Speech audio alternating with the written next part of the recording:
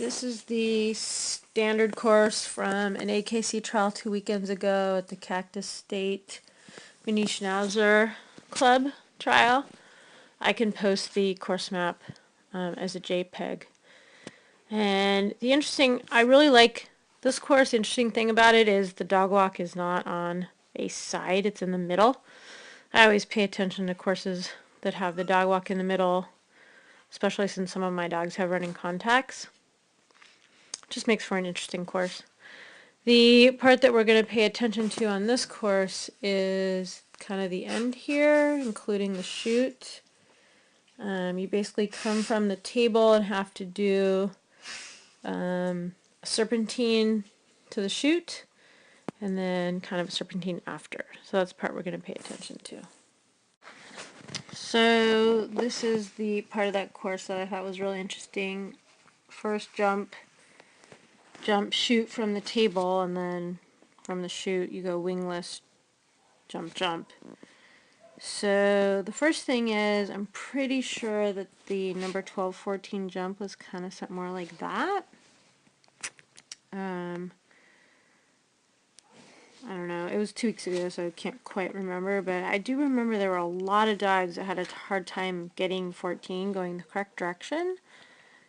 It seemed like it was, pretty much a backside from the table, especially since most handlers were standing kind of here and would start to run, and their dogs would exit the table and run, and then all of a sudden they're not on the correct side to take 14.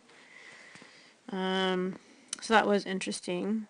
The best way to handle 14 from the table was if the handler could lead out from the table and be in line with the stanchion of 14 and send their dog to the back side by taking one step towards the stanchion and saying their back command or around or whatever their cue is to get the back side. Then the handler needs to move pretty quickly this direction so that the dog knows that they're serpentining 14 to 15. There was also a problem here. If the handler was behind or not moving quickly enough to number 15, the dog didn't get the cue that it was a serpentine and actually missed number 15. And then the next problem was getting the tunnel. A lot of dogs, if they got 15, then turned in. The handler wasn't up there enough. The handler was holding back and didn't get up here far enough to cue the tunnel. So the handler definitely had to be able to move along the line of the serpentine pretty quickly with the dog on the right. So that was interesting for sure. And then let's look at the part after the chute. So there were multiple ways to handle the wingless jump to the wing after the chute. And I can't quite remember since it was 2 weeks ago, but I'm pretty sure that with one of my dogs I did 2 front crosses. I did a front cross out here, basically sent to the chute, and as soon as my dog got in the chute, I ran to my front cross position, did my front cross to get my dog over 17, and then I did another front cross and did a reverse turn to 15. And I do believe I was late on probably both of them. It was with Ho. It was his mock run. I kind of just wanted to get him over the jumps.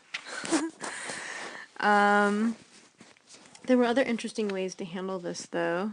And it's interesting to watch a run that has so many ways to handle, one part of the course. For some people, they did a landing side front cross on 17 and then stayed on the back side of 17 and did a serpentine around the wing. So the dog comes out of the chute, the handler has front crossed, and then basically sends their dog to the back side of 15, and then the handler runs around and hopefully cues the serpentine so the dog knows they're jumping and from turning. I saw a couple of people do that. Some other people turn to the right on 18. So remember that when you're doing a wrap, there's always two directions that you can turn. So instead of sending the dog to the left on 18, they had the dog go to the right. And it's a little tighter of a turn. The dog has to turn more of a 360, but it does set up 19 to go pretty straight. And then the last jump was number 20 was out there again pretty straight. So you could really run that on either side. So the people that wanted to handle their dog that way usually did a front cross on the landing side of 17. So they're here, they do a front cross, and then they sent their dog around on their left side and ran out here. So that was another interesting way to handle that. I don't remember if I saw anybody do real crosses, but I suppose you could do that also. And I think it kind of depended on how fast your dog was and where you thought you could get to, how much you had to babysit. But it was a very interesting course. Had multiple challenges there at the end. And it was interesting to watch. It was interesting to watch people run different breeds, different speeds of dogs.